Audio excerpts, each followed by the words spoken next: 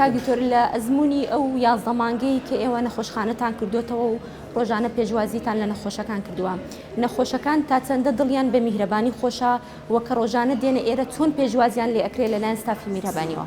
ئێمە مەبدەئێکمان هەیە دەڵێن نەخۆشەکە لە ڕووی فەسلە جێوە نەخۆشە، یعنی سەری دێشی، سشی دێشی، هەر شوێنەکە دێشی.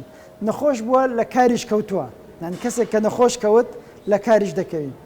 باوەڕ بکە لەناو خانەوادەکەشی تۆزێک ڕزای قورس بووە، دەزانی لەبەرەوە مستەمر ئێستا مەسەلە خەڵکیێمە کە دێ بەتاقی تەنها نەخۆشێک نایەوە نا؟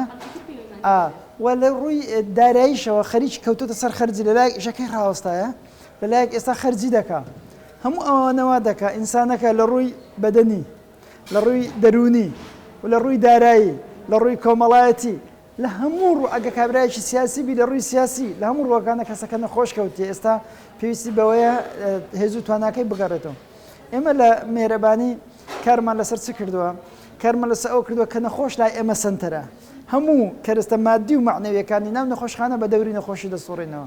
ئەگەر ئەمە ئێستا جوانترین بینایەمان کە دروست کردووە، باشترین دکتۆریش کەدا بنین، ئەگەر نەخۆشێک نەبوو ئێمە خزمەتی بکەین، هەموو ئەو کارانەمان بەلاش دەکەوی. کەواتە نەخۆش سنتەری کاری ئێمە و سنتەری گرنگی پێدانی ئێمەیە. ئەوە معنای وانە شوێنەکانی دیکە گرنگ ئێمە وتمانە نەخۆش سنتەری کاری ئێمەیە، دکتۆریش بڕبڕی پشتی کاری ئێمەیە، کارمەند و ستافەکانیش چاوی ئێمن.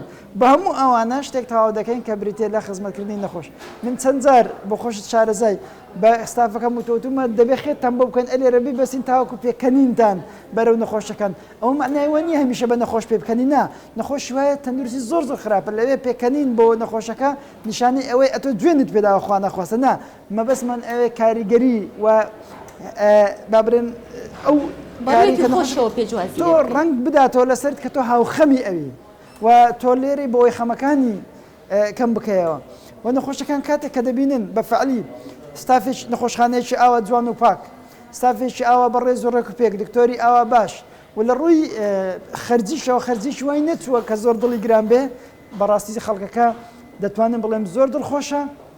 و ئێمەش ئەوانەی کە لە بواری نەخۆشیزانی ئیش دەکەین زۆر باش لەوە تێدەگەین کە زۆربەی هەرە زۆری نەخۆشەکان وەکو دەڵێت دەرونی کاریگەریی زۆر لەسەر کات ئێمە دەرونیان بەقووە دەکەین، کاتە هەست ناگە خەسارەتمەند بووە ئەو کەسە زووتر بەرەو باش بوونە بەرەو چاک بوونەوە دەچێت لە کەسێکی دیکە کە بە پێچەوانەوە بێ.